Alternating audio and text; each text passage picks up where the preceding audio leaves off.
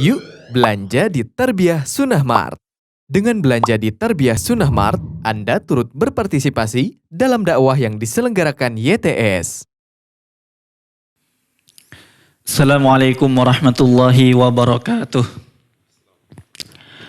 Alhamdulillahirabbil alamin, alladzi biyadihil mulku wa huwa ala kulli syai'in qadir, alladzi khalaqal mauta wal hayata liyabluwakum ayyukum ahsanu amala.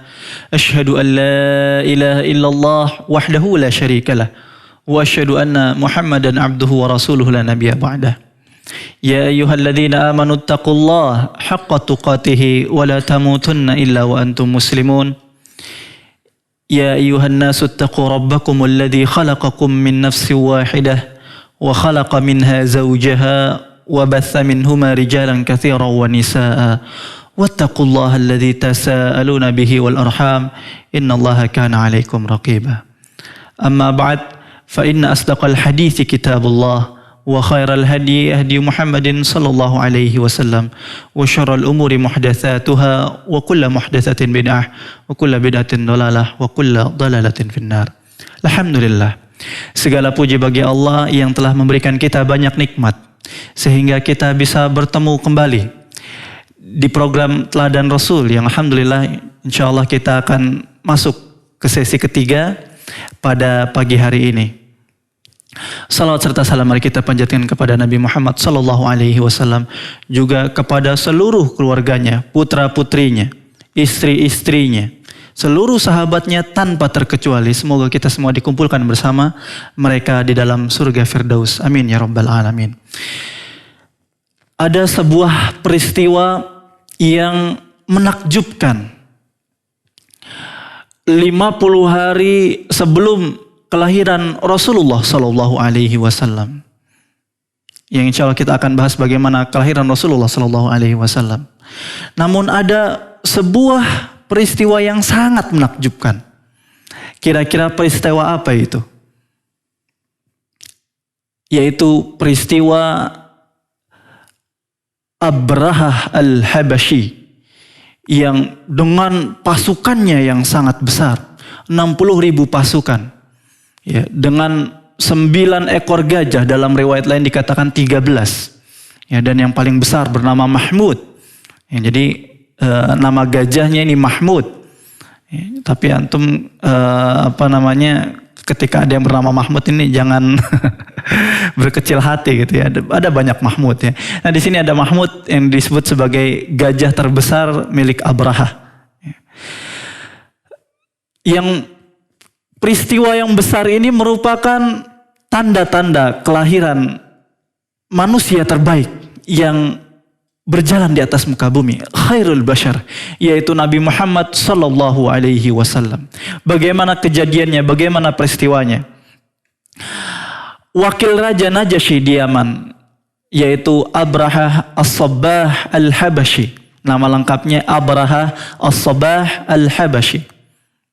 Abraha tatkala melihat orang-orang dari penjuru Arab datang berbondong-bondong ke Makkah, datang berbondong-bondong ke Ka'bah untuk melaksanakan haji, untuk tawaf mengelilingi Ka'bah, maka muncul rasa dengki di dalam hati Abraha. Abraha pun akhirnya memutuskan prajuritnya untuk membangun gereja terbesar, tertinggi yang pernah dibuat di muka bumi.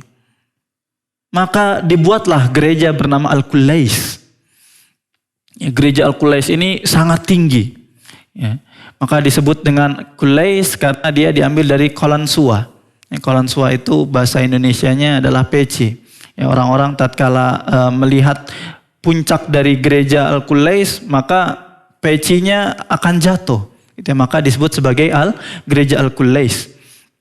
Maka dengan sombongnya Abrahah al-Habasyi kemudian memamerkan gerejanya yang sangat megah. Lalu diajaknya orang-orang Arab untuk memalingkan wajahnya dari Ka'bah untuk berhaji dan bertawaf di mana? Di Al-Qulais. Padahal Ka'bah ini bukan sekedar bangunan, Abraha tidak tahu. Abraha tidak mengetahui bahwa Ka'bah ini bukan hanya sekedar bangunan kotak yang biasa. Ka'bah ini adalah sebuah rumah yang pertama kali Allah Subhanahu wa taala buat sebagai tempat peribadahan manusia. Apa kata Allah Subhanahu wa taala?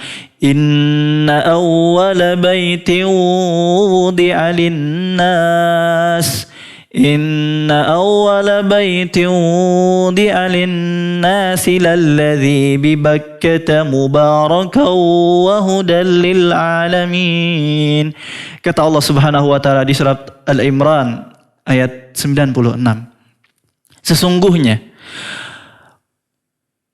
rumah peribadatan pertama yang didirikan di muka bumi untuk manusia, lalladzi bi Bakkah, yaitu yang berada di Bakkah atau di Mekah, yaitu Ka'bah, mubarakan, yang diberkahi oleh Allah Subhanahu wa taala, wa hudan lil alamin, dan petunjuk bagi seluruh umat manusia. Allahu Akbar. Ka'bah bukan sekedar bangunan, tapi adalah rumah pertama yang Allah jadikan sebagai tempat peribadahan kepada Allah Subhanahu wa taala. Wa arada ay yasrifa hajjal Arab ilaiha. Tujuan utama dari Abraha tidak lain adalah memalingkan orang-orang di penjuru Arab dari haji di Ka'bah untuk haji dan datang kepada gerejanya Al-Qulais yang berada di Son'a, berada di Yaman. Maka tatkala mendengar hal tersebut, seorang dari Bani Kinanah kemudian safar jauh-jauh, dari Mekah safar ke Son'a di Yaman. Bayangkan apa tujuannya? Tujuannya tidak lain hanya untuk buang air besar, untuk mengotori Al-Qulais, gitu ya. Karena melihat tujuan yang buruk dari Abraha Al-Habasyi, maka orang dari Bani Kinanah ini mengendap-endap di malam hari, diam-diam di malam hari, hingga akhirnya dia bisa masuk ke Al-Qulais. Kemudian tatkala masuk ke gereja Al-Qulais di malam hari, kemudian dia buang air besarnya Allah, di Al-Qulais, kemudian dikotorinya itu Al-Qulais dengan kotorannya. Walamma alim Abraha bidzalika sara ghairu. Abraha tatkala mengetahui ternyata yang berbuat demikian adalah orang Arab yang jauh di bawah derajatnya, Abraha pun tatkala mengetahui bahwa dia pelakunya adalah dari Bani Kinanah, sara ghairu, maka murkalah Abraha. Semakin hasadlah, semakin dengkilah Abraha kepada Ka'bah. Maka dibawanya lah itu, disiapkanlah 60.000 pasukan, bersama tadi 9 atau 13 pasukan bergajah. Yang siapa tadi gajah terbesarnya disebut siapa tadi? Mahmud, Masya Allah. Maka bersama Mahmud ini, gitu ya. Tapi ini Mahmud di sini gajah, gitu ya. Mahmud di sini berbadan besar. Gitu, tapi antum pendengar setia Radio Tarbiyah Sunnah dimanapun anda berada, kalau ada yang bernama Mahmud jangan berkecil hati. Mahmud ini nama yang bagus, gitu ya, terpuji. Namun di sini Mahmud memang berupa gajah di sini. Maka Mahmud yang disiapkan oleh Abraha bersama beberapa ekor gajah yang lainnya. Maka pergilah Abraha dengan angkuhnya, dengan 60.000 pasukannya. Yang Abraha ini afiliasinya adalah ke Romawi. Karena Abraha ini beragama Kristen, yang Nasrani, maka afiliasinya dia ke Romawi. Lebih tepatnya memang Abraha ini adalah wakil dari Raja Najasyi. Raja Najasyi yang berada di Habasyah. Kalau sekarang negara apa? Cepi? Kurang tahu. Ethiopia sekarang. Oh, Ethiopia. Jadi, Afrika ya, daerah Afrika. Kalau sekarang memang Ethiopia ini negara miskin. Salah satu negara miskin yang berada di Afrika. Namun dahulu adalah negara yang besar. gitu ya. Bahkan rajanya Najasyi yang nanti akan masuk juga, ada pembahasan nanti bagaimana Raja Najasyi ini adalah seorang yang adil nanti. Masya Allah. Nah, namun wakilnya yang berada di Yaman ini seorang yang angkuh, yang sombong, bernama Abraha. Taib, maka Abraha ini singkat cerita ya, singkat riwayat, karena memang apabila kita bahas semuanya ini akan sangat panjang riwayatnya. Ya, ada riwayat tentang penyerangan tentara Abraha ini, maka insya Allah kita akan buat lebih singkat. Tatkala Abraha sampai di Al-Mughannas, ya Al-Mughannas ini adalah tempat yang kurang lebih 20 km dari Mekkah Al-Mukarramah. Sudah sangat dekat dari Mekkah.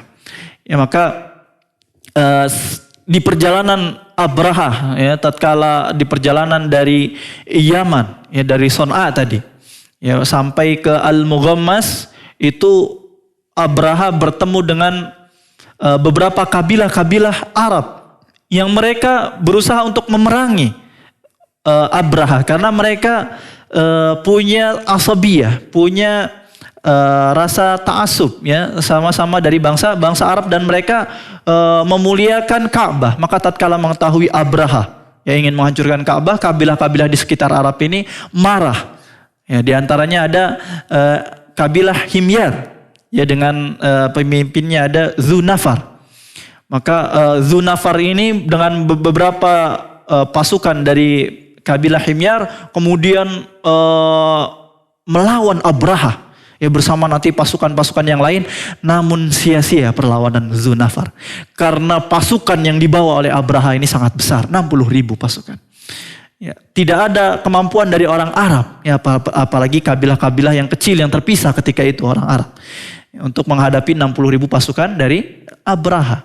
Ya maka sia-sia perlawanan mereka. Ada lagi pasukan kabilah yang lain menghadapi Abraha, sia-sia perlawanan mereka. Maka pemimpin-pemimpin mereka dari kaum kabilah-kabilah di sekitar Arab yang melawan Abraha ini, maka mereka pun ditawan. Termasuk siapa tadi?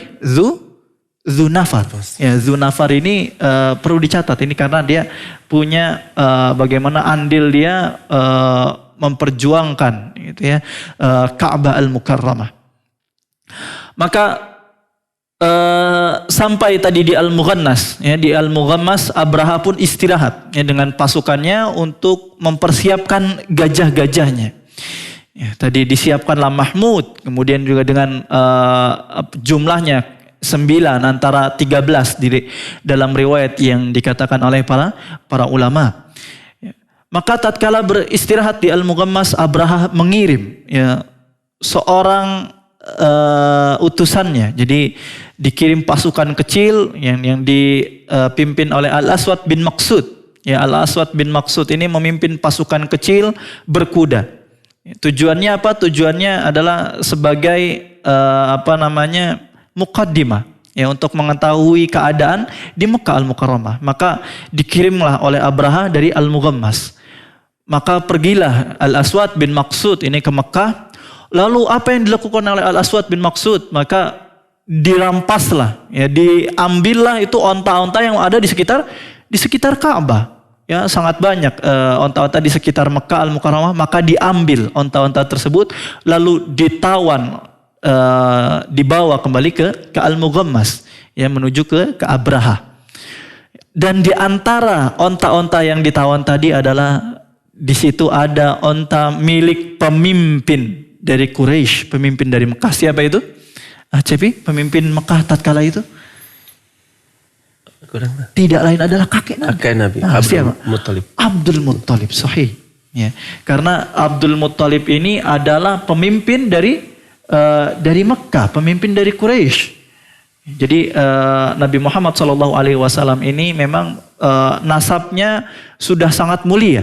Ya, keturunan dari pemimpin-pemimpin Quraisy. Ya, nanti sebelum Abdul Muttalib ada Hashim, ya, yang Hashim juga sangat diagungkan sangat dimuliakan oleh orang-orang Quraisy. Terlebih lagi Abdul Muttalib, kakek Rasulullah SAW.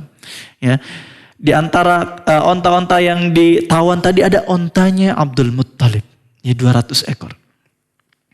Belum selesai sampai di situ, Abraha yang masih di Al-Mughammas kemudian mengirim lagi. ya, mengirim lagi utusannya untuk bertemu dengan pemimpin Quraisy, ya, untuk bertemu dengan pemimpin yang ada di kota Mekah. Ya, dikirimlah yang bernama Hunatah al-Himyari.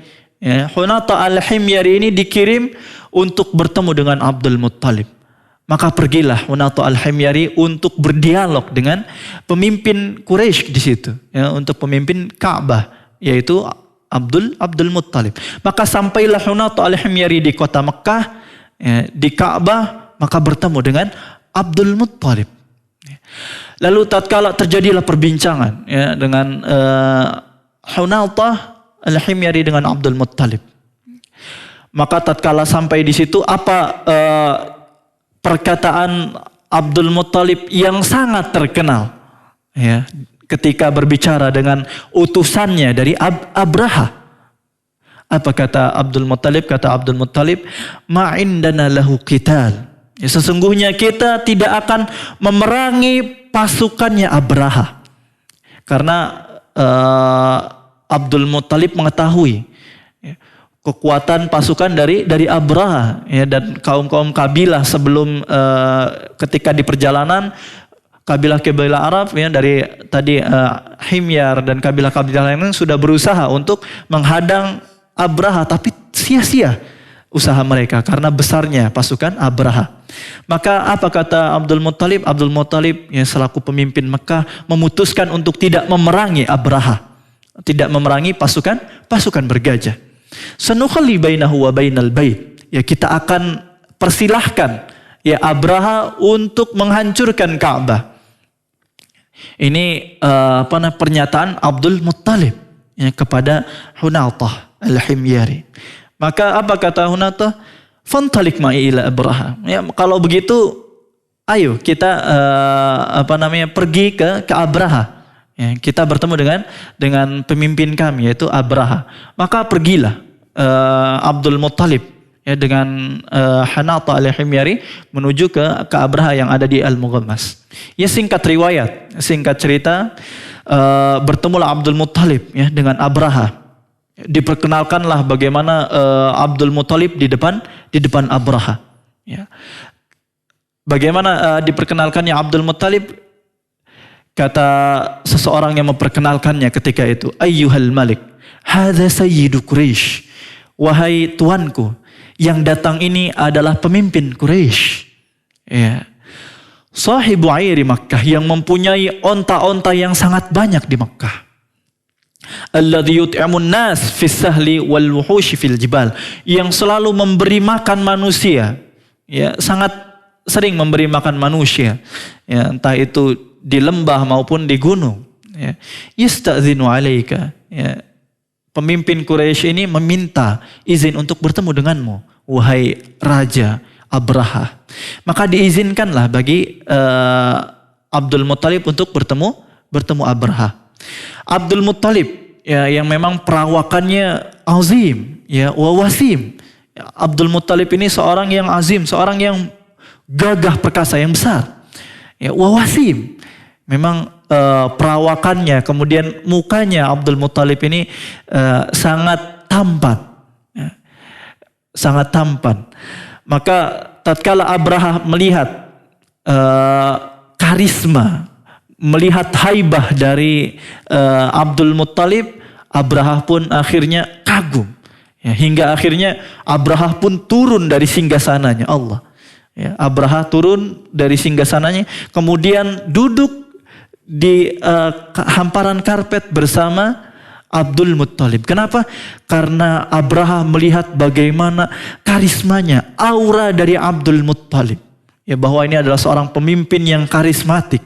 Ya, bahkan dikatakan di mukadimah kan tadi bahwa dia adalah orang yang selalu memberi makan orang-orang di sekitar Mekah, baik di lembahnya maupun di gunungnya. Maka turunlah Abraha sebagai penghormatan kepada Abdul Muttalib, turun dari singgasananya, kemudian duduk bersama Abdul Muttalib di bisatnya, ya, di permadaninya. Maka Abdul Muttalib pun akhirnya mengutarakan hajatnya, mengutarakan keinginannya untuk ketika datang kepada Abraha. Apa kata Abdul Muttalib di depan Abraha? Ayyuhal malik, innaka qad asabtali malan aziman. Wahai raja, sesungguhnya engkau telah merampas hartaku yang sangat banyak. Fardudhu ilayya, maka kembalikanlah hartaku itu, yaitu berupa 200 onta yang sebelumnya dirampas oleh siapa tadi? Oleh utusan dari Abraha. Ya, tadi Al-Aswad bin Maksud, sahih. Ya, Al-Aswad bin Maksud. Ya, maka Abraha pun tadi diminta oleh Abdul Muttalib untuk mengembalikan 200 ontanya yang diambil di awal tadi. Maka kaget Abraha, yang awalnya mengagungkan, yang awalnya menghormati, ya, takjub dengan Abdul Muttalib, kaget atas permintaannya yang sangat kecil bagi Abraha. Apa kata Abraha? Laqad a'jabtani hina ra'aituka. Aku takjub tatkala melihatmu, wahai Abdul Muttalib. Aku melihatmu, engkau adalah seorang yang gagah, seorang yang punya wibawa, karismatik. Hingga aku pun turun dari singgasanaku untuk menyambutmu, wahai Abdul Muttalib. Walaqad zahidtu fika. Tetapi sekarang, tatkala aku mendengar permintaanmu, apa tadi yang diminta? Dikembalikan lagi. Ya, Abraham mengira bahwa Abdul Muttalib ini, pemimpin Quraisy ini, datang jauh-jauh dari Mekah ke Al-Mughammas untuk minta apa? Untuk tidak menyerang Ka'bah yang merupakan agamanya, ya, yang merupakan rumah bagi orang Arab dan nenek moyangnya. Tapi ternyata yang diminta oleh Abdul Muttalib hanya ontanya. Ini apa namanya, yang ada di pikirannya Abraha ini pemimpin yang aneh, ya. Hanya meminta barang miliknya saja, padahal dia adalah pemuka Arab, pemuka Quraisy. Ya, walaqad zahidtu fika. Maka sekarang aku pun menganggap rendah dirimu, hai Abdul Muttalib. Maka kata Abdul Muttalib, walima? Ya, kenapa engkau lalu menganggap aku rendah, gitu ya? Ji'ta ila baitin huwa dinuka wa dinu abaika. Maka kata Abraha pun, aku datang jauh-jauh dari Son'a, dari Yaman, untuk datang ke Mekah untuk menghancurkan rumah Ka'bah, rumahmu dan rumah nenek moyangmu, ya, rumah peribadahan orang Arab ketika itu. Aku ingin menghancurkan Ka'bah dan engkau hanya meminta 200 ontamu, kata Abraha. Maka apa jawaban dari Abdul Muttalib? Yang jawaban ini memang sangat menohok. Ternyata Abdul Muttalib tidak seperti yang dibayangkan oleh Abraha. Ya, tidak seperti apa kalau bahasa kita selfish, apa namanya? Anani itu egois. Ya, egois. Saya memikirkan diri sendiri, ya. Abraha mengira bahwa Abdul Muttalib ini seorang yang egois. Tapi ternyata dia bukan seorang yang egois. Terlihat dari jawaban Abdul Muttalib ketika itu. Apa kata Abdul Muttalib? Ya. Ana rabbu hadhil ibil.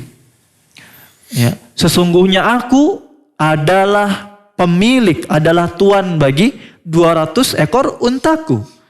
Walil baiti rabbun yahmi. Sedangkan Ka'bah itu memiliki Tuhannya yang akan selalu menjaganya. Dengan begitu percaya dirinya, ya, jawaban Abdul Muttalib, aku ini hanya tuan bagi onta-ontaku yang tadi 200 ekor. Sesungguhnya Ka'bah ini punya tuannya sendiri, punya Allah Subhanahu wa taala yang pasti akan menjaganya. Dengan penuh keyakinan dari Abdul Muttalib, ya, bahwa Allah akan selalu menjaga rumahnya, menjaga rumah pertama yang ada di muka bumi, yaitu Ka'bah. Maka apa jawaban Abraha? Maka mendengar hal tersebut, Abraha maka malah yakin sombong. Ya, Abraha mendengar jawaban dari Abdul Muttalib yang sesungguhnya jawaban itu sudah menohok. Ya, tapi dijawab lagi oleh Abraha dengan sungguh angkuh. Sombong Abraha ketika itu. Makana lahu an yamna'uni. Ya, sesungguhnya Tuhanmu, kata Abraha, tidak akan bisa untuk menghalangiku untuk menghancurkan Ka'bah. Allah Akbar. Abraha tidak tahu bahwa yang dihadapinya adalah Ka'bah yang merupakan rumah pertama yang Allah Subhanahu wa taala adakan, yang Allah Subhanahu wa taala bangun di atas muka bumi untuk disembah. Yang dihadapi oleh Abraha adalah Tuhannya Ka'bah, pemiliknya bumi dan alamin, ya, dan seluruh semesta alam. Maka kata Abdul Muttalib, "Fanta wadzak," ya, maka hal tersebut itu urusanmu. Ya, maka itu adalah urusanmu dengan Allah, ya. Urusanmu dengan Allah, karena memang Abdul Muttalib ini, ya, walaupun dengan kesyirikan yang ada di dalamnya, begitu juga orang-orang di Mekah ketika itu, mereka tetap punya tauhid rububiyah. Walaupun mereka dalam tauhid uluhiyah mereka syirik, tapi mereka percaya dengan adanya Allah Subhanahu wa taala.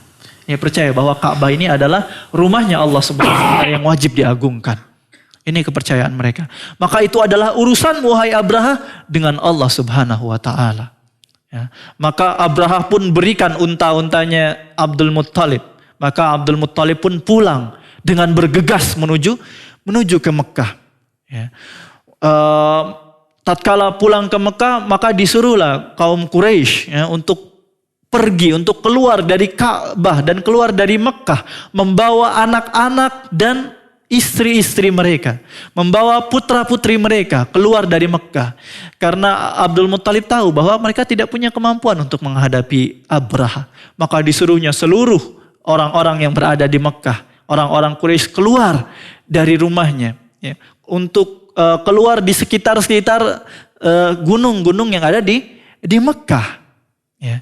Maka apa yang dilakukan oleh Abdul Muttalib tatkala orang-orang sudah keluar dari Mekah, apakah Abdul Muttalib juga ikut keluar? Abdul Muttalib sebelum keluar berdiri berdoa kepada Allah Subhanahu wa taala di depan Ka'bah. Dipegangnya itu Ka'bah oleh Abdul Muttalib, ya. Lalu berdoa kepada Allah Subhanahu wa taala. Bayangkan pemimpin Quraisy, ya, kakek Rasulullah Sallallahu Alaihi Wasallam, berdoa kepada Allah, mengadukan bahwa kami tidak mempunyai kemampuan untuk menjagamu wahai Ka'bah. Ya. Maka tolonglah rumahmu ini ya Allah. Ya, maka berikanlah pertolongan, turunkanlah pertolonganmu kepada rumahmu ini ya wahai Allah Subhanahu Wa Taala, kepada Ka'bah.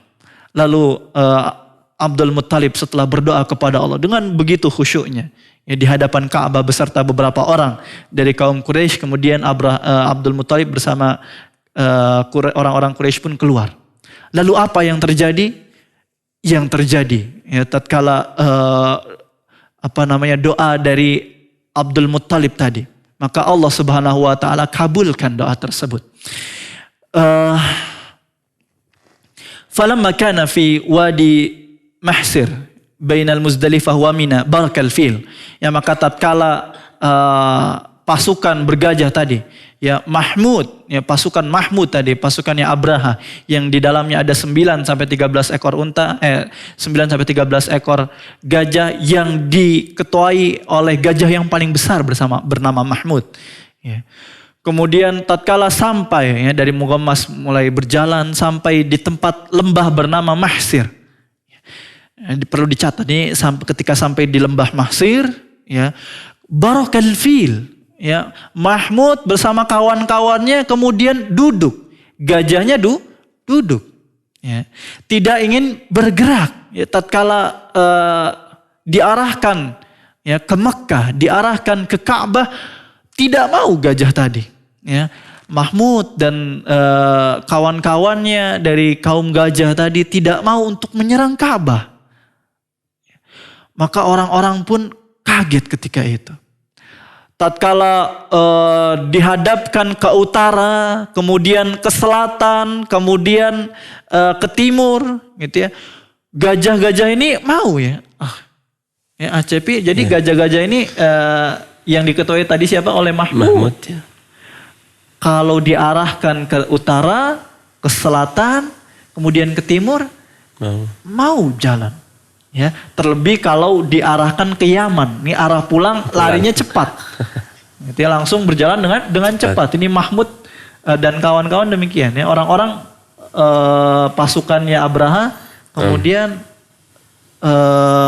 panik gitu ya. Ada apa ini? Ya, terheran-heran, ada apa yang terjadi? Gitu ya. Sampai mereka keheran-heranan demikian ya, kemudian diarahkan lagi ke Mekah, masih ya tidak mau berjalan ya, duduk gajahnya. Maka di tengah keheranan tersebut muncullah burung ya, dari arah tiba-tiba muncul dari laut. Wallahu a'lam dari mana burung ini datang. Dengan berbondong-bondong burung ini datang membawa kerikil-kerikil yang sangat panas. Ya. Tarmihim bihijaratin min sijil. Ya, mereka membawa batu-batu yang terbakar. Ya, jadi ada 3 batu Cepi yang dibawa oleh setiap burung-burung yang berbondong tadi. Dari setiap Apa nama burungnya? Ababil. Ini kesalahan juga ini. Jadi Sudah ababil ini bukan nama burung Cepi.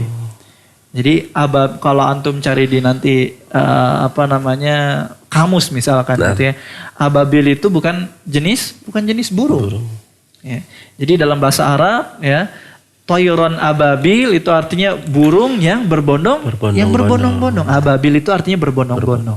Tapi mungkin beberapa orang ya, khususnya di orang Indonesia umumnya mengetahui apa nama burungnya. Burungnya namanya ababil ya. Padahal ababil ini dalam bahasa Arab artinya berbondong-bondong ya. Adapun jenis burungnya dikatakan itu seperti burung layang ya, burung layang. Itu pendapat para ulama gitu ya. Jenisnya jenis burung layang. Maka dia membawa 1 ekor burung layang tadi itu membawa 3 buah batu. Ya. Yang batunya tidak besar. Ya. Yang dibawa bukan batu besar-besar bukan. Tapi kerikil yang sangat kecil. Para ulama mengatakan adas. Ya, sebesar adas. Ya kurang lebih ya sebesar kerikil. Ya sebesar kacang hijau lah ya. Kedelai ya. Kedelai itu ya, sebesar kedelai. Itu yang dibawa. Ada berapa? Ada 3. Jadi 1 wahid fi minqar, ya 1 di paruhnya. Wa isnani fi rijli, yang 2 ada di 2 di kakinya, kaki kanan 1, kaki kiri 1 ya, dicengkram. Itu maka burung-burung ini pun datang berbondong-bondong. Ya.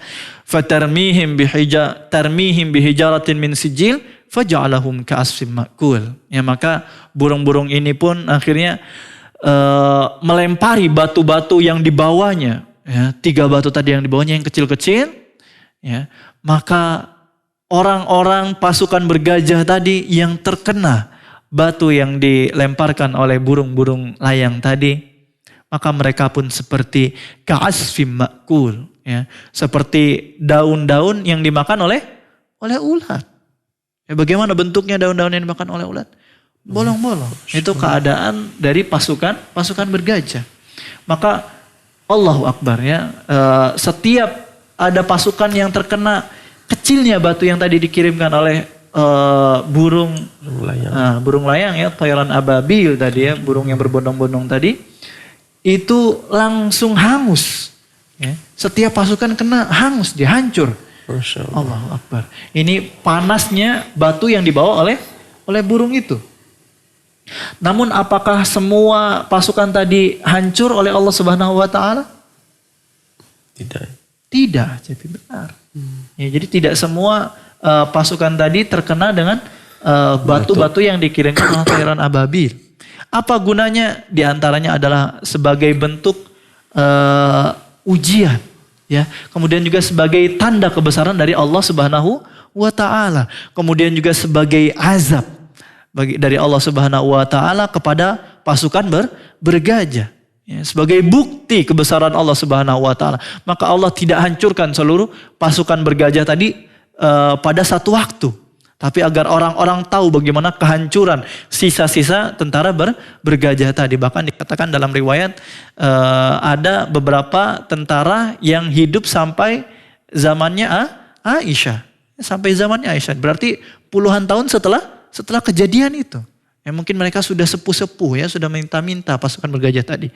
Ya tapi Allah Subhanahu wa taala panjangkan umurnya. Ya, memang kebanyakan dari mereka ini buta. Ya, pasukan bergajah ini yang selamat kebanyakan buta, kemudian lumpuh ya. Maka sisa-sisanya yang tadi sampai zamannya Aisyah itu memang orang yang meminta-minta. Ya, orang yang meminta-minta. Lalu bagaimana dengan Abraha, Cepi? Nah itu Ustaz. Ini Mati nggak Ustaz? mati nggak kira-kira Abraha ini? Ya. Bagaimana dengan Abraha maupun adapun Abraha?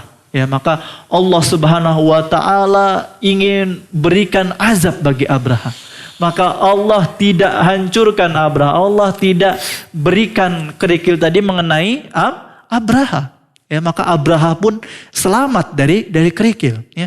Abraha bersama beberapa pasukannya akhirnya lari menuju Yaman, menuju Son'a ya untuk kembali kepada istananya di Son'a di Yaman. Tapi Allah Subhanahu wa taala dikatakan wa amma Abraha fab'atsallahu alaihi da'an. Ya, adapun Abraha, Allah Subhanahu wa taala kirim bagi Abraha ini penyakit yang begitu mengerikan. Ya, penyakit yang begitu mengerikan. Tasaqat bisababihi anamiluhu. Yang bagaimana berupa penyakitnya? Penyakitnya ini yaitu yang karena penyakitnya maka jatuh satu persatu jari jemari dari Abraha tatkala di perjalanan. Allahu Akbar. Ya, penyakit yang sangat mengerikan. Ya, Allahu a'lam apa penyakit ini. Ya, tapi diriwayatkan oleh para ulama bahwa penyakit yang diderita oleh Abraha ini menyebabkan satu persatu dagingnya jatuh ketika perjalanan menuju Son'a bersama pasukannya. Ya. Sampai ketika Abraha sampai di Son'a, apa kata para ulama? Walam yasil ila Son'a illa wa huwa mithlul farah. Dan Abraha ini tatkala sampai di Son'a, maka Allah Subhanahu wa taala jadikan dia seperti layaknya anak burung ya, yang tidak bisa apa-apa. Ya, sangat lemah. Gitu ya. Daging-dagingnya sudah berjatuhan, tangan-tangannya sudah berjatuhan, ya, hidungnya dan wajahnya, ya, hingga akhirnya Allah Subhanahu wa taala matikan Abraha tatkala sudah sampai di Son'a, ya. Allah azab sehingga orang-orang mengetahui apa yang terjadi kepada Abraha. Ya, Allah tidak ingin hancurkan Abraha di Al-Mughammas, tidak ingin Allah hancurkan Abraha di Wadi Mahsir, ya. Kenapa? Agar orang-orang Son'a tahu apa yang Allah Subhanahu wa taala perbuat dengan orang yang sangat angkuh, yang sangat sombong, yang ingin menghancurkan rumah pertama yang ada di muka bumi, yaitu Abraha. Ya. Maka peristiwa ini ya akhirnya mengangkat derajat orang Quraisy, ya, di atas kabilah yang lain. Ya, terutama di sini juga mengangkat derajatnya Abdul Muttalib, yaitu kakeknya Nabi Muhammad SAW. Ya, Abdul Muttalib pun semakin disegani di Makkah, ya, di Quraisy pada khususnya, kemudian pada orang-orang Arab pada umumnya. Kemudian juga mengangkat derajat dari Quraisy, ya, dari kabilah Quraisy di mata kaum Arab, ya. Orang-orang kagum dengan Quraisy dan Mekah. Begitu juga orang-orang Romawi dan orang-orang Persia pun akhirnya kagum, ya, dengan kejadian hal tersebut. Ya, dari jauh orang-orang Romawi dan orang-orang Persia menyaksikan, ya, bagaimana mukjizat yang Allah Subhanahu wa taala berikan, daripada sebuah keajaiban yang Allah Subhanahu wa taala berikan, bagaimana menyelamatkan Ka'bah dari Abraha. Padahal ini tidak lain merupakan tanda-tanda kelahiran dari Nabi Muhammad SAW. Ya, yang dikatakan tadi berapa hari sebelum Rasulullah SAW dilahirkan? 50 hari. Ya, jadi kejadian Abraha menyerang Ka'bah ini, ya, kemudian dihancurkannya tentara bergajah itu 50 hari, khamsuna yauman. Ya, qabla maulidin Nabi SAW. 50 hari sebelum lahirnya Rasulullah SAW. Memang ada riwayat lain yang mengatakan bahwa khamsah wa khamsun, ya, Dalam riwayat lain dikatakan bahwa bukan 50 hari, namun 55 hari. Namun yang pasti berdekatan antara 50 sampai 55 hari dari dua riwayat ini. Ya, maka 50 sampai 55 hari kemudian lahirlah Rasulullah Sallallahu Alaihi Wasallam. Hadirin yang dirahmati Allah, maka itu adalah sebuah peristiwa ya, bagaimana Allah Subhanahu Wa Taala melindungi kota Mekkah, ya, melindungi Ka'bah, ya, yang sangat diagungkan oleh orang-orang Arab ketika itu. Begitu juga dengan orang-orang Quraisy. Lalu bagaimana dengan Abdul Muttalib? Ya, Abdul Muttalib ini adalah tadi sudah disebutkan adalah seorang yang punya wibawa yang sangat besar, ya, sangat karismatik. Abdul Muttalib juga adalah orang yang menemukan kembali sumur Zamzam. Ya, Bi'ru Zamzam yang menemukannya adalah Abdul Muttalib. Memang bukan pertama kali yang menemukannya dari awal, bukan. Yang pertama kali menemukannya siapa? Acebi? Siti Hajar. Ya, sahih. Ya, istrinya Nabi Ibrahim, ya. Yang pertama kali menemukan adalah Hajar. Ya, Hajar tatkala ditaruh di Mekah, kemudian membawa Ismail, ya, yang kehabisan air, kemudian mencari air, kemudian menemukan sumur Zamzam. Ya. Kemudian setelah Ismail dewasa, Ismail lah yang kemudian memegang kekuasaan atas sumur Zamzam. Ya. Kemudian juga atas kota Mekah pada umumnya. Kemudian setelah Nabi Ismail meninggal, siapa yang memegang kekuasaan di Mekah? Yang memegang kekuasaan di Mekah adalah istri dari Nabi Ismail, ya. Kabilah dari istri Nabi Ismail, ya. Istri Nabi Ismail itu dari kabilah Jurhum. Ya, maka setelah Nabi Ismail meninggal, yang memegang kekuasaan di Mekah adalah kabilah Jurhum. Namun ternyata kabilah Jurhum ini makin lama, ya, mereka bermaksiat kepada Allah Subhanahu Wa Taala. Ya, sehingga Allah Subhanahu Wa Taala mengambil sedikit demi sedikit nikmat, ya. Kemudian surut sedikit demi sedikit air dari air Zamzam tadi, hingga Allah Subhanahu Wa Taala ambil secara keseluruhan air sumur Zamzam tadi, ya, Zamzam, sehingga tidak keluar air Zamzam, bahkan tidak terlihat sisa-sisanya, bekasnya pun akhirnya Allah hilangkan.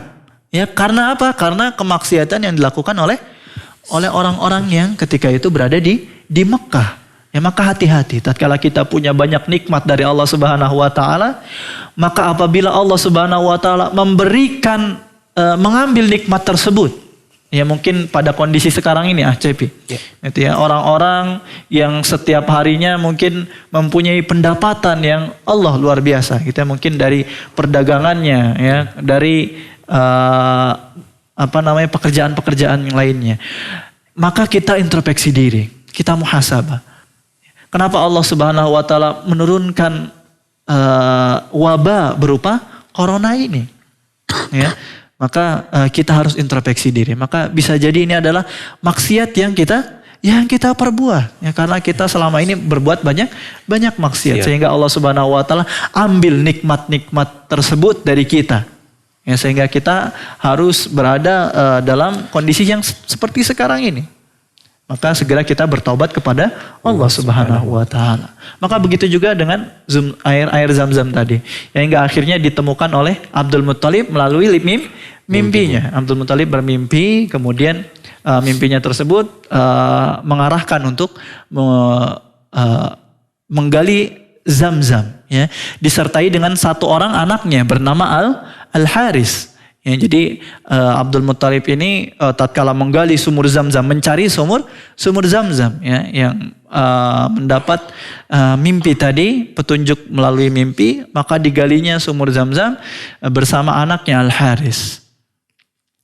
Hanya berdua Allah, ya, hanya berdua, dan disinilah nanti Abdul Muttalib tatkala ketika itu hanya mempunyai satu orang anak. Ya, yang membantunya, yang menolongnya hanya satu orang anak laki-laki Al-Haris. Maka Abdul Muttalib yang begitu disegani di Mekah ketika itu, yang punya karisma yang luar biasa, tapi hanya mempunyai satu orang anak. Ya, sedangkan anak ketika itu adalah bentuk sebagai kebesaran. Jadi semakin banyak anak semakin wibawanya semakin besar ya. Artinya punya banyak orang yang menolongnya, yang membantunya. Gitu. Ya, terlebih karena orang-orang Arab itu suka untuk berperang, maka orang-orang suka lebih mencintai mempunyai anak laki-laki dibanding perempuan. Itu kenapa cikal bakal orang-orang Arab lebih suka anak laki-laki. Maka tatkala itu Abdul Muttalib pun bernazar kepada Allah. Abdul Muttalib ingin punya anak yang banyak. Ya, lalu Abdul Muttalib pun bernazar, ya Allah, seandainya engkau memberikan aku 10 anak laki-laki, maka aku akan menyembelih satu di antaranya di depan Ka'bah untukmu, wahai Allah. Ya, ini nazarnya siapa? Nazarnya Abdul Muttalib. Ya, Abdul Muttalib bernazar akan menyembelih satu anaknya apabila Allah Subhanahu wa taala mengkaruniai 10 anak laki-laki. Wa kana li Abdul Muttalib asyratu banin, ya, wa fi'lan, ya, dan dikabulkan. Allah Subhanahu wa taala takdirkan Abdul Muttalib punya 10 anak.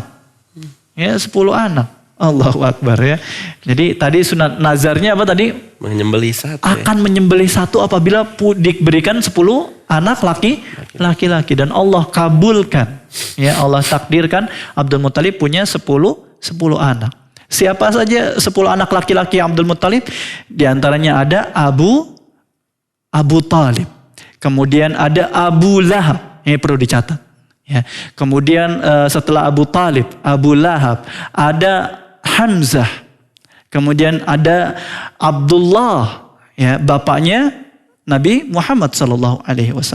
Kemudian ada Abbas. Ya. Kemudian ada Al-Harith. Ya, kemudian ada juga Az-Zubair. Ya, kemudian ada Al-Ghaidaq, ada Al-Muqawwam, dan yang terakhir Sofar. Berapa jumlahnya, Cepi? Ada 10. 10 ya. Ada 10. Ya, ini bisa jadi nanti ditanyakan ini ya. Zubair. Maka perlu dicatat ini. Setelah Al-Zubair itu siapa, Ustaz? Setelah Az-Zubair ada Al-Ghaidaq. Al-Ghaidaq. Al-Ghaidaq, kemudian ada Al-Muqawwam. Ya, ada Al-Ghaidaq, ada Al-Muqawwam, dan yang terakhir ada As-Sofar. Ini kisi-kisi nih ya, nanti bisa ditanyakan nanti. Ini antum boleh tanyakan nanti untuk penanya insya Allah. Terakhir As-Sofar ya. As-Sofar. Nah, ini 10 anak laki-laki dari Abdul Muttalib. Ya. Maka orang-orang Arab seperti yang sudah disebutkan kemarin, mereka diantara si akhlak yang baik itu mereka menjunjung tinggi sikap menepati janji. Ya, maka tatkala mereka sudah nazar, ya, walaupun nazarnya itu berupa untuk menyembelih salah satu anaknya, maka mau tidak mau mereka harus menepati janji tersebut. Ya. Maka sebelum kita sampai nanti ke bagaimana bentuk nazarnya gitu ya, peristiwa bagaimana nanti akan disembelihnya Abdullah, ya, ada selain 10 anak laki-laki, Abdul Muttalib juga dikaruniai 6 anak perempuan. Ya, jadi berapa anaknya? 16, Masya Allah. Dan ini wajar ya, ini hal biasa dari bagi orang Arab. 16 anak gitu ya. Antum anak mau 3 ya, Cepi ya? Anak baru 2 gitu kan. Masih jauh ini kan, Insya Allah. 12 ya. Ini dari satu istri atau gimana, Ustaz? Oh enggak dari satu istri. Oh, tidak, ya. Enggak dari satu istri ya, dari banyak istri. Ya, dari banyak istri. Taib. Khair, 6 anak perempuan dari Abdul Muttalib ya. Yang pertama namanya Ummul Hakim.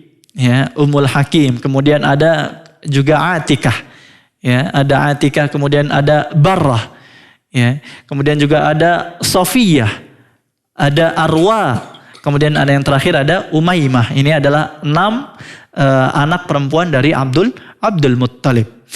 Maka Abdul Muttalib tatkala anak-anaknya sudah dewasa, maka dikumpulkan. Ya, seluruh anaknya 10 anak laki-laki, kemudian 6 anak perempuannya, putra-putrinya dikumpulkan oleh Abdul Muttalib.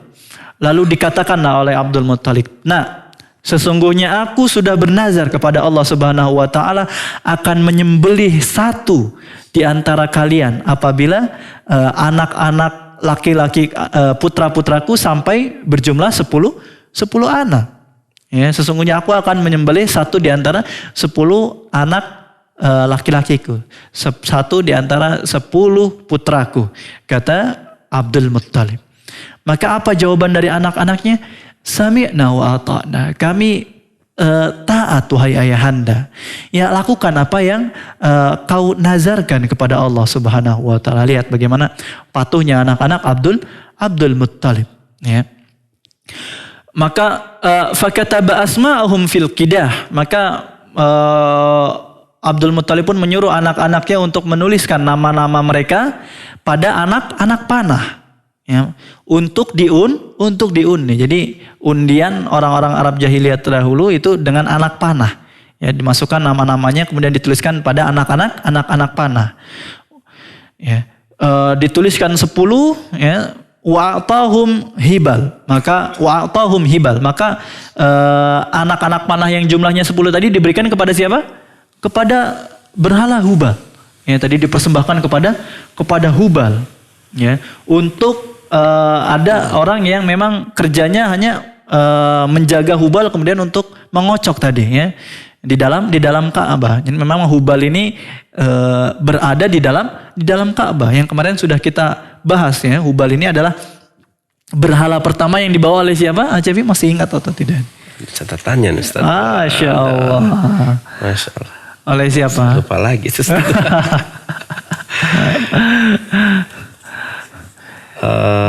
Ini apa? Amr bin Luhai. Alhamdulillah, Masya Allah, ya.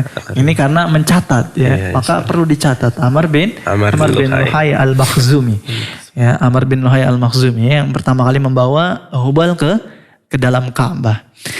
Maka ketika dikocok, ya, fakharajal qadhu ala Abdillah. Maka ternyata nama yang keluar, anak panah yang keluar adalah Abdullah. Allahu Akbar. Ya, yang keluar namanya adalah Abdullah, yang merupakan anak yang paling dicintai oleh Abdul Muttalib. Ya, Abdullah ini adalah anak yang paling disayangi, dan juga anak yang paling tampan daripada anak-anaknya Abdul Muttalib, yaitu Abdullah. Ya, maka Abdul Muttalib pun sedih, ya, karena yang harus disembelih ini adalah anak yang paling dicintainya. Ya, anak yang paling dicintainya yaitu Abdullah. Ya, maka Abdul Muttalib pun sedih. Namun mau tidak mau dia harus lakukan nazarnya. Ya, terlebih Abdul Muttalib ini adalah seorang pemuka Quraisy. Ya, mana mungkin seorang pemimpin kota Mekah kemudian melanggar janjinya? Tidak. Ini aib. Ya, aib bagi orang Arab untuk seseorang melanggar janjinya, terlebih dia adalah seorang pemuka kaumnya.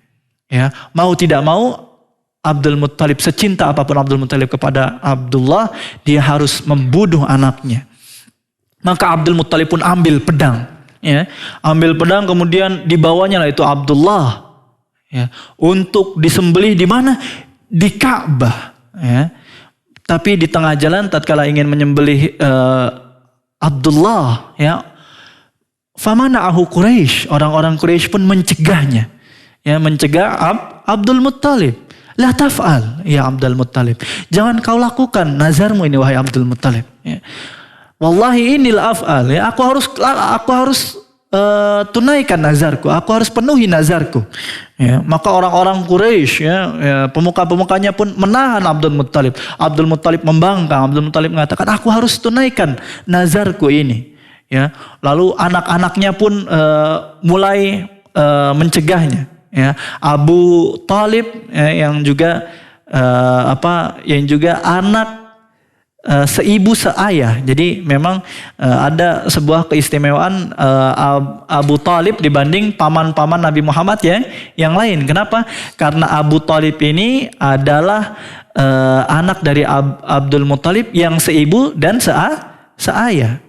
Ya, jadi di antara 10 anak yang tadi, 10 anak pria tadi, ya, 10 pria anak-anak Rasulullah, anak-anak Abdul Muttalib yang merupakan anak seibu dan seayah dengan Abdullah adalah Abu Talib. Maka ini kita mengetahui kenapa Abu Talib begitu cinta kepada Nabi Muhammad SAW. Karena Abdullah ayahnya itu adalah anak seayah dan seibu dengan Abu Talib, sehingga punya keterikatan yang lebih dibanding dengan Hamzah, ya, dibanding dengan Al-Abbas dan paman-paman yang lain, ya, Abu Lahab. Ya. Jadi kenapa Abu Talib begitu kuat menjaga, membela Rasulullah SAW, karena dianggap sebagai anak sendiri, ya, karena ayahnya adalah anak kandung seibu dan sebapa, gitu ya. Maka terutama Bani Makhzum, ya, siapa Bani Makhzum? Bani Makhzum ini adalah kabilah dari ibunya Abdullah, ya, ibunya Abdullah ini dari Bani Makhzum. Maka Bani Makhzum begitu mencegah Abdul Muttalib untuk menunaikan nazarnya. La taf'al ya Abdul Muttalib, jangan kau sembelih anakmu ini. Ya. Maka Abdul Muttalib pun mengatakan, fa kaifa asna'u binadri? Lalu bagaimana dengan nazarku? Aku sudah bernazar, ya, untuk menyembelih satu di antara anak-anakku. Ya. Maka kata mereka, ada seorang dukun wanita, ya, ada nenek-nenek dukun, nenek-nenek sihir berarti, ya. Nenek dukun, nenek sihir yang berada di Hijaz, ya, kata mereka. Menjawab Abdul Muttalib, fati ilaiha, maka datanglah kepada Arafah ini, kepada dukun ini, ya. Mintalah jawaban, mintalah pertimbangan kepada dukun wanita ini, ya, dukun, nenek-nenek dukun ini, nenek-nenek sihir ini, gitu kata orang-orang Quraisy. Ya, maka pergilah Abdul Muttalib dan anaknya Abdullah bersama beberapa orang menuju ke Hijaz, ya, untuk bertemu siapa? Untuk bertemu dukun, ya, untuk meminta jalan keluar dari nazarnya. Dan sepanjang jalan Abdul Muttalib ini meminta agar Allah Subhanahu wa taala menyelamatkan anaknya Abdullah. Ya, Abdul Muttalib selalu meminta kepada Ya Allah, selamatkanlah Abdullah, saking cintanya kepada Abdullah. Maka sesampainya mereka ke nenek sihir tadi, ya, ke dukun tadi, maka diceritakan nazarnya, kemudian diceritakan juga apa yang terjadi, ya, undiannya, kemudian yang keluar adalah namanya Abdullah, diceritakan semua oleh Abdul Muttalib kepada dukun tadi. Apa kata dukun? Maka dukun tadi berkata, fa amarat an yudrabal qidah ala Abdillah wa ala ashrin minal ibil. Ya. Keputusan dari dukun tadi kepada nenek sihir tadi, keputusan nenek sihir tadi apa? Untuk dibuat undian lagi, ya, dibuat undian lagi. Jadi dibuat undian 2 anak panah, sekarang hanya 2, ya. 1 anak panah bernama Abdullah, dituliskan namanya di situ. Kemudian yang kedua anak panah yang dituliskan di situ unta, ya, yang berjumlah 10 ekor unta. Lalu apa yang akan terjadi? Kata dukun, apabila, ya, yang keluar adalah nama Abdullah, ya, apabila yang keluar adalah nama 10 ekor unta, maka ya, apabila yang keluar adalah nama unta tadi, maka cukuplah 10 ekor unta itu sebagai tebusan, ya, atas nazarmu. Ya, apabila yang keluar adalah nama 10 ekor unta. Ya. Namun apabila yang keluar adalah nama Abdullah, ya, maka tambahkanlah lagi 10 ekor unta, ya, hingga nanti Allah Subhanahu wa taala ridho, gitu ya, menurut keyakinan mereka, gitu ya, hingga ridho Allah Subhanahu wa taala. Bagaimana ridhonya Allah Subhanahu wa taala? Yaitu sampai keluarnya 10 ekor unta. Nanti berapa jumlahnya? Ini berapa kali keluar nama Abdullah, nanti ditambahkan terus. Keluar nama Abdullah 10 ekor unta, ditambahkan lagi. Nanti keluar lagi nama Abdullah, berarti 20, berarti 30 gitu ya, sampai nanti keluar onta. Nah, maka kalau keluar nama onta, maka jumlah tadi yang ditambah-tambahkan itu, nah itulah yang perlu ditebuskan oleh Abdul Muttalib. Maka pulanglah Abdul Muttalib dengan senang. Kenapa dengan senang? Karena dia mempunyai jalan, ya, agar untuk keselamatan anaknya yaitu Abdullah. Maka dikumpulkanlah orang-orang Arab, ya, orang-orang Quraisy, ya, di depan Ka'bah. Kemudian diberitahu apa yang dikatakan oleh dukun tadi. Maka disiapkanlah tadi 2 anak panah itu. Ya, kemudian Abdul Muthalib juga menyiapkan dari rumahnya di bawah 10 ekor unta. Maka dikocoklah itu. Ternyata yang keluar nama siapa? Nama unta apa nama Abdullah? Nama Abdullah yang keluar. Ya, dikocok pertama yang keluar nama Abdullah. Ya, maka Abdul Muthalib pun menyiapkan lagi, mengambil lagi 10 ekor unta, disiapkan lagi dari rumahnya 10 ekor unta di depan Ka'bah. Kemudian dikocok lagi yang keluar nama Abdullah lagi. Ya, 20 onta, 30 onta, 40 onta, 50 onta, ya, tetap yang keluar adalah Abdullah. Sampai nanti 100 onta dikumpulkan oleh Abdul Muthalib, barulah yang keluar adalah nama onta, gitu ya. Maka senanglah Abdul Muthalib, ya. Maka bergembiralah Abdul Muthalib dan bergembiralah Bani Hashim, keluarganya Abdul Muthalib. Begitu juga bergembira orang-orang Quraisy tatkala yang keluar adalah nama onta. Maka disembelihlah itu 100 ekor unta, ya. Maka dibagikan untuk orang-orang ketika itu, ya. Masya Allah, yaitu harga onta sekarang berapa, CP? Harga onta itu kurang lebih sekarang 30 juta. 30 juta. Berarti berapa jumlahnya itu kalau 100 ekor unta? 3 miliar ya. 3 miliar kurang lebih. Ya, kurang lebih 3 miliar itu untuk Abdullah, ya, untuk menyelamatkan tebusan Abdullah. Dan dulu diatnya seorang pembunuh itu 10 ekor unta. Itu dulu.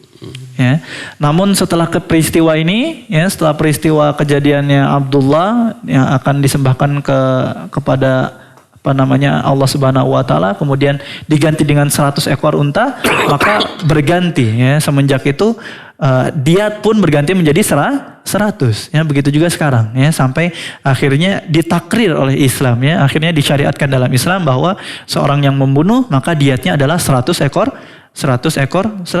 unta. Sebagai apa?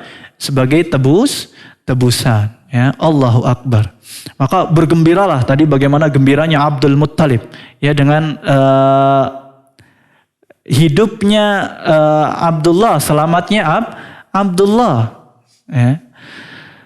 Maka karena saking gembiranya Abdul Muthalib, maka Abdul Muthalib pun setelah kejadian tersebut, ya, Abdul Muthalib datang kepada pemuka dari Bani Zahrah, yaitu Wahab ibn Abdi Manaf, ya, pemuka dari Bani Zahrah. Wahab ibn Abdi Manaf kemudian berkata, sesungguhnya aku ingin meminang anakmu wahai Wahab ibn Zahrah. Ini karena saking gembiranya Abdul Muthalib atas keselamatan anak-anaknya, hingga akhirnya akan menikahkan Abdullah yang ketika itu memang sudah balik, sudah dewasa. Ya, maka datang ke pemuka dari Bani Zahrah tadi, siapa namanya? Wahab ibn Abi Zahrah, gitu ya. Kemudian sesungguhnya aku ingin meminang anakmu untuk anakku. Siapa anaknya ketika itu?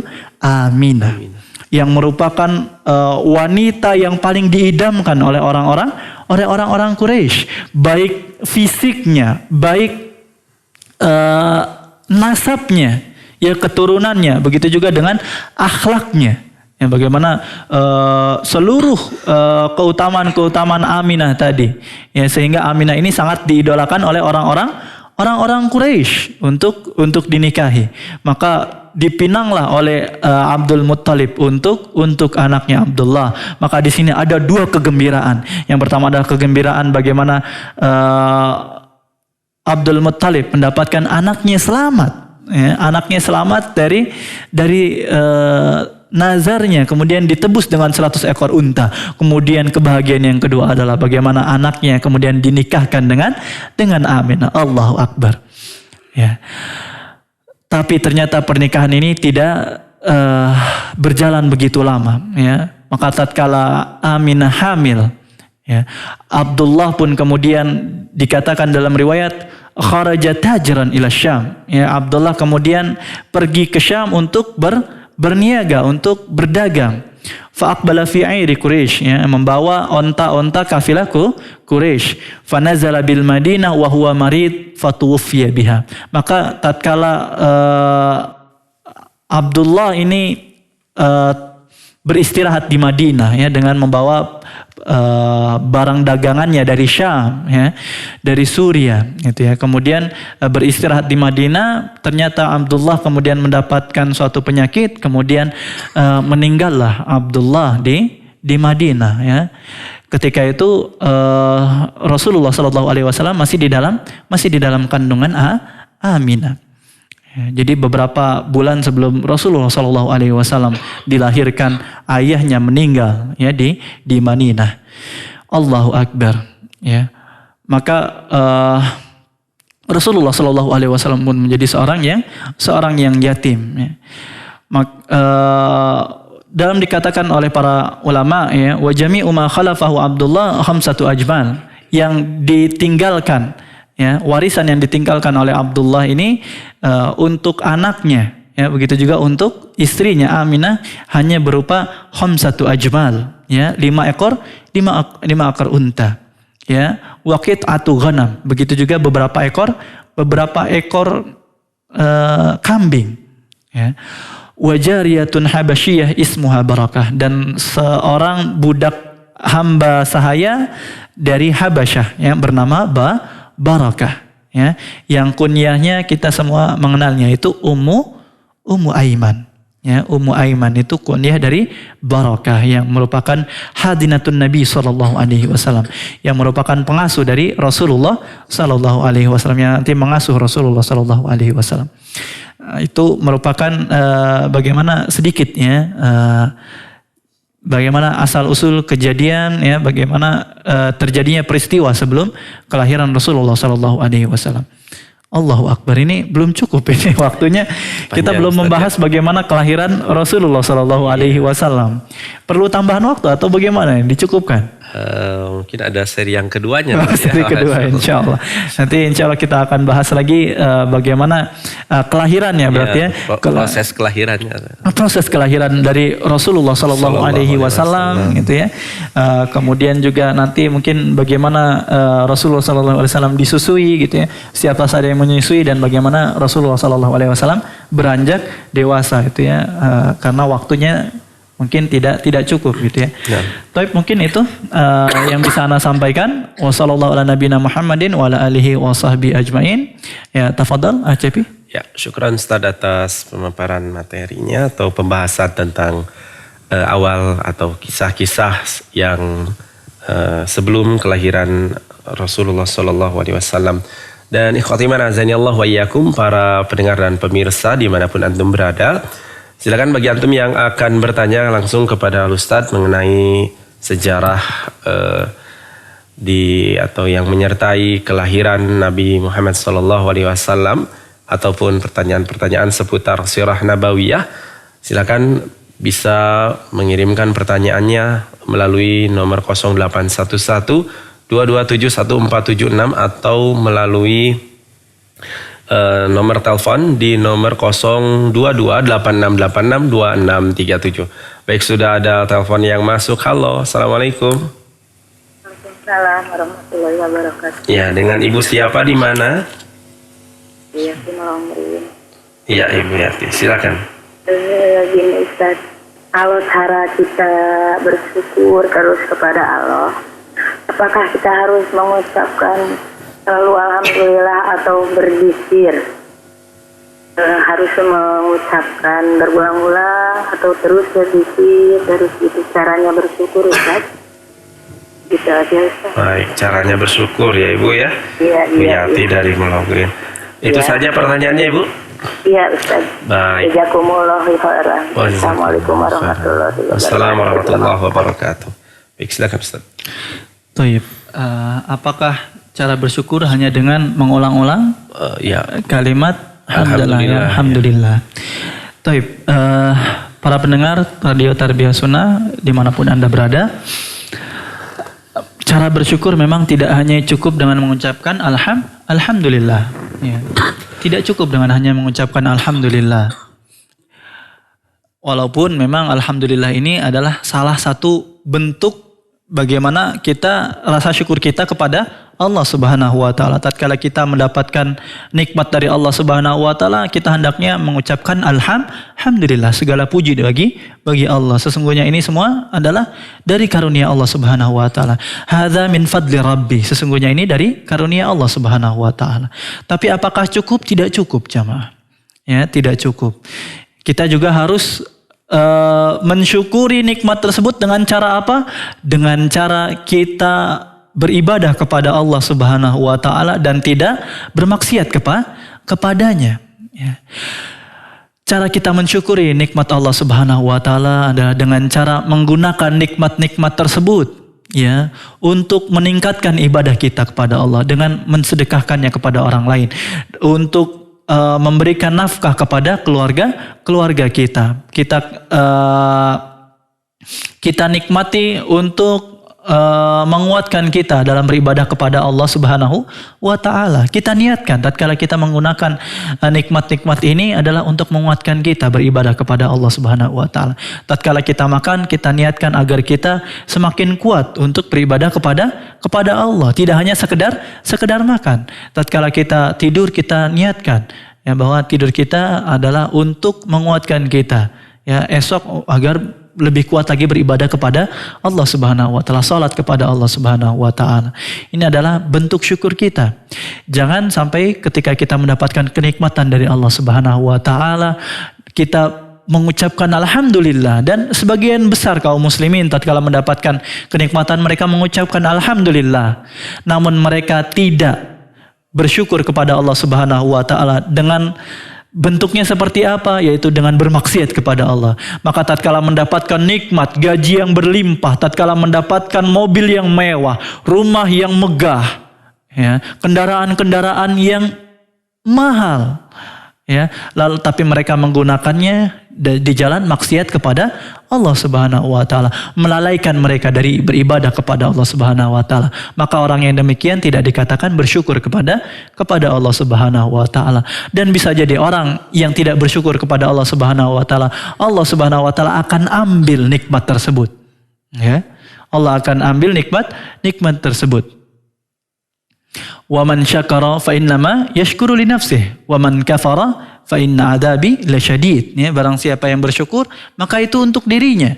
Ya, tapi orang yang tidak bersyukur, orang yang kufur, maka ketahuilah bahwa azabku sangat pedih.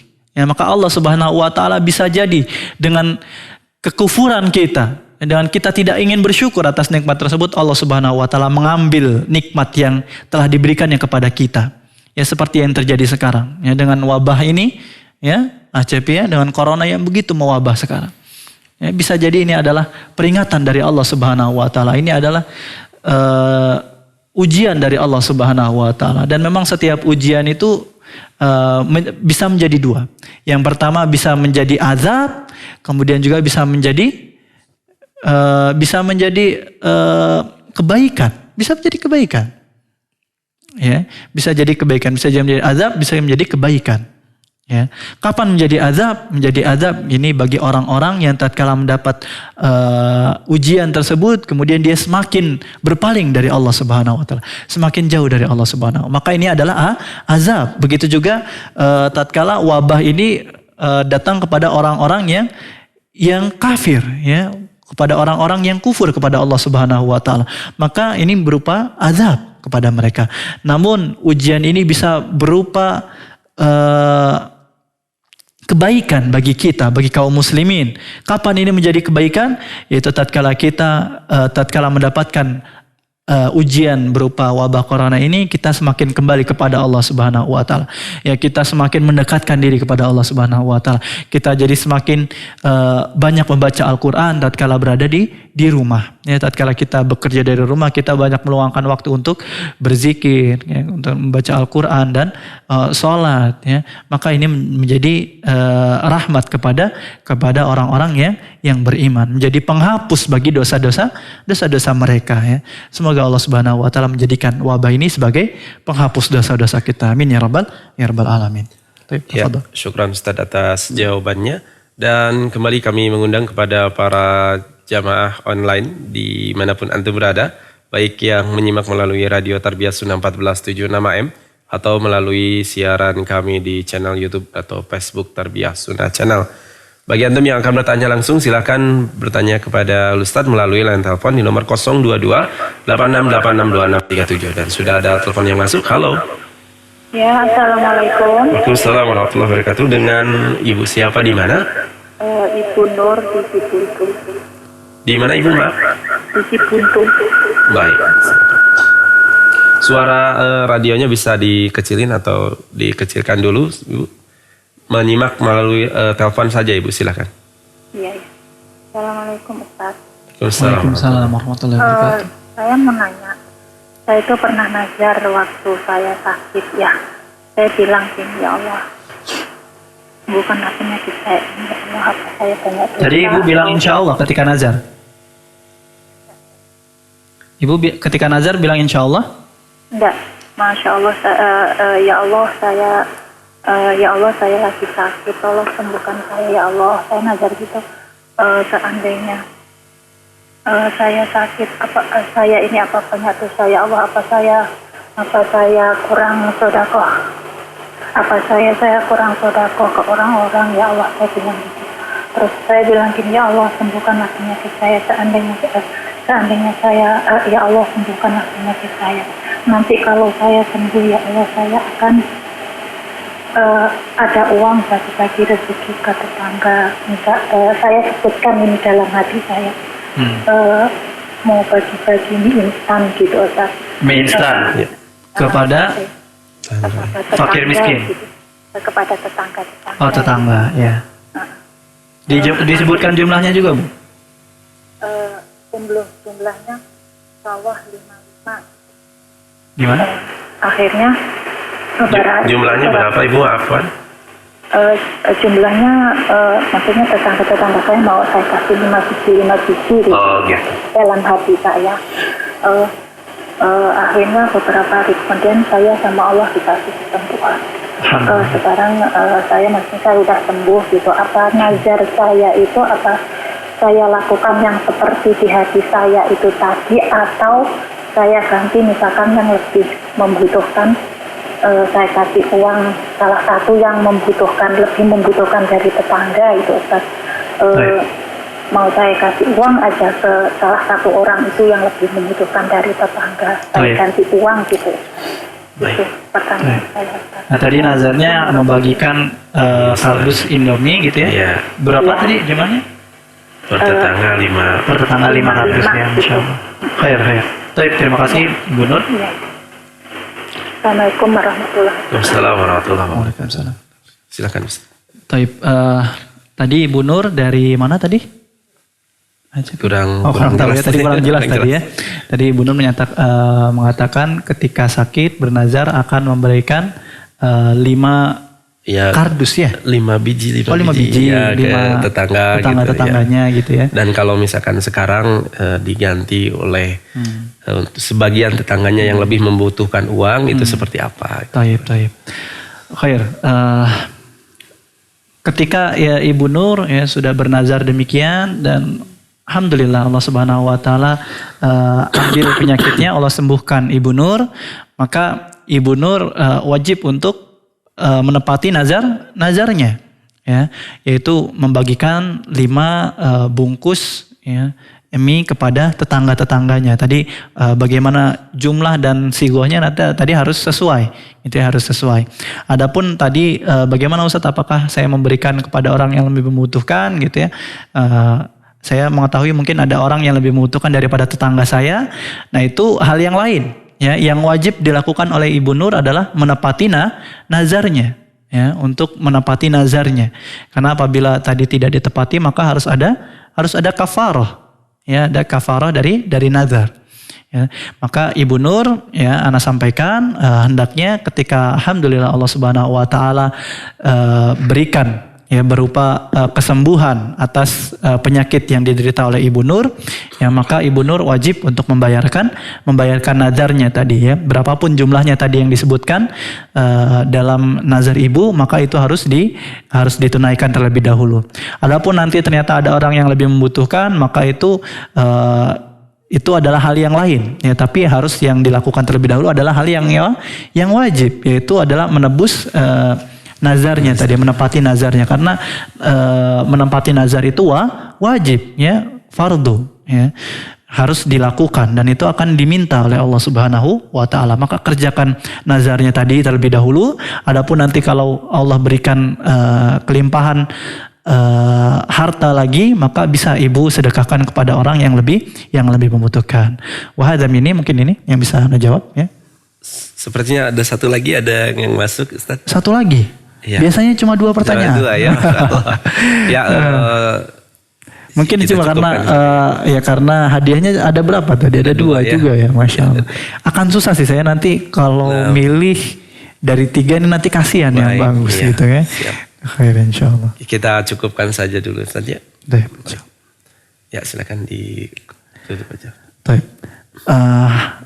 Alhamdulillah kita telah bahas bagaimana tadi peristiwa-peristiwa sebelum kelahiran Rasulullah Sallallahu Alaihi Wasallam ya, peristiwa besar bagaimana serangan tentara gajah, begitu juga bagaimana kejadian nazarnya Abdul Muttalib untuk menyembelih salah satu anaknya tatkala diberikan oleh Allah Subhanahu Wa Taala 10 anak putra. Ya, maka dari sini kita bisa mengambil banyak pelajaran dari peristiwa-peristiwa tadi. Ya, dari bagaimana penyerangan tentara gajah kita bisa mengambil mengambil hikmah dari peristiwa tersebut. Bagaimana Allah Subhanahu wa taala sangat membenci keangkuhan dan kesombongan. Ya, bagaimana Abraha dengan sombongnya berkata, "Maka liyamna'ahu minni." Ya, tidak mungkin Tuhanmu itu wahai Abdul Muttalib bisa mencegahku untuk menghancurkan Ka'bah. Ya, sehingga disiapkan tadi 9 atau 13 ekor gajah untuk mengangkat Ka'bah. Jadi kenapa membawa 9 sampai 13 ekor gajah ini? Ya tidak lain gunanya itu untuk dirantai itu Ka'bah, ya, kemudian dililitkan ke gajah untuk dicongkel itu Ka'bah sampai ke pondasinya. Itu begitu kejinya Abraha. Ya, begitu keji dan sombongnya Abraha. Ya, maka Allah Subhanahu wa taala mengazab Abraha dan pasukannya. Ya. Semoga kita semua bisa mengambil hikmah dari peristiwa tersebut. Apa kata Allah Subhanahu wa taala? Kata Allah Subhanahu wa taala dalam surat Al-Fil. Bismillahirrahmanirrahim. Alam tara kaifa fa'ala rabbuka bi ashabil fil? Alam yaj'al kaidahum fi tadlil wa arsala 'alaihim tayran ababil tarmihim bihijaratin min sijil faj'alahum ka'asfin ma'kul. Ya, Allah Subhanahu wa taala kirimkan ya burung-burung yang berbondong-bondong yang membawa 3 buah batu yang Allah kirimkan, Allah jatuhkan, kemudian Allah hancurkan tentara bergajah tadi. Ya, seperti daun-daun yang dimakan oleh ulat. Kenapa Allah hancurkan? Karena kesombongan mereka. Ya, karena keangkuhan mereka. Sehingga Allah Subhanahu wa taala memberikan kehancuran bagi tentara bergajah. Semoga kita semua bisa mengambil pelajaran sehingga kita bisa merendahkan hati kita, ya, agar kita tidak sombong, agar kita tidak angkuh sebagaimana angkuhnya Abraha dan tentara gajahnya.